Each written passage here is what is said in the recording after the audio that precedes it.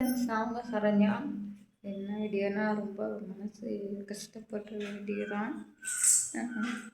எனக்கு கஷ்டமாக இருக்குங்க. உண்மைக்குமே எனக்கு வீடியோவில் பேசக்கூட மனசு இல்லை, இருந்தாலும் பேசி தான் ஆகணும். அந்த பச்சை உசுறு, பச்சை குழந்த, அது என்னங்க செஞ்சுச்சிங்க உங்களை?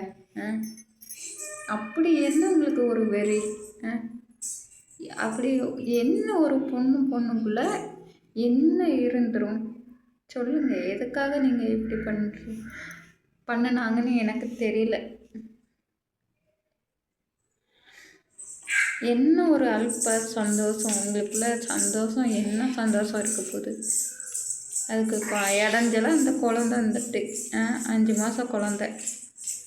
அந்த பாவத்தில் நீங்கள் எங்கே போய் தொலைப்பீங்க? நீங்கள் கண்டிப்பாக பாவம் இல்லை. அதோட மேலான ஒரு எப்படி சொல்கிறது, ரொம்ப கஷ்டமாக இருக்குங்க. எவ்வளோ கஷ்டப்பட்டு பெற்றிருப்பீங்க இல்லையா?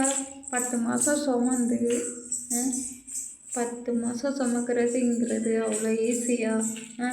இவ்வளோ வலி, வேதனை, வாந்தி, மயக்கம், தலை சுற்றல், அது இதுன்னு அத்தனையும் சுமந்து வைக்கும்போது எப்படி திரும்ப வலி இருக்கும், ரண வலி இருக்கும்.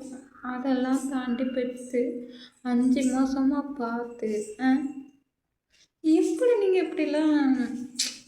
ரொம்ப கஷ்டமாக இருக்குங்க எனக்கு. அதில் வேறு பாரதின்னு வேறு பேர் வச்சுருக்கீங்க. பாரதி உள்ள நல்ல விஷயங்கள்லாம் சொல்லியிருக்கார் தெரியுமா? அப்படிப்பட்ட ஒரு பேரை வச்சுட்டு இவ்வளோ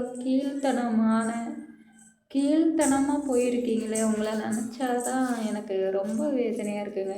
இந்த உலகத்தில் எத்தனையோ பேர் தாய்மை பாக்கியம் கிடைக்காம அழுகுறாங்க, கோயிலாக சுற்றுறாங்க. உங்களுக்கு கிடைச்சும் நீங்கள் இப்படி பண்ணிட்டீங்க பார்த்தீங்களா?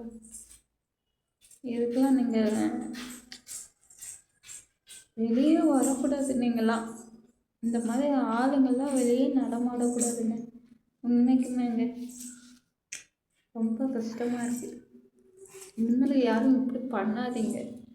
எவ்வளோ கஷ்டம் தெரியுமா? அது குழந்தை பெற்ற ஒவ்வொருத்தருக்கும் தெரியும், குழந்தை இல்லாதவங்களுக்கு தெரியும் அதோட வலி. அதனால் உங்களுக்கு அப்படி தோணுச்சுன்னா குழந்தைய மட்டும் தயவு செய்து எதுவும் பண்ணாதீங்க. எல்லாருக்குமே தான் சொல்கிறேன்.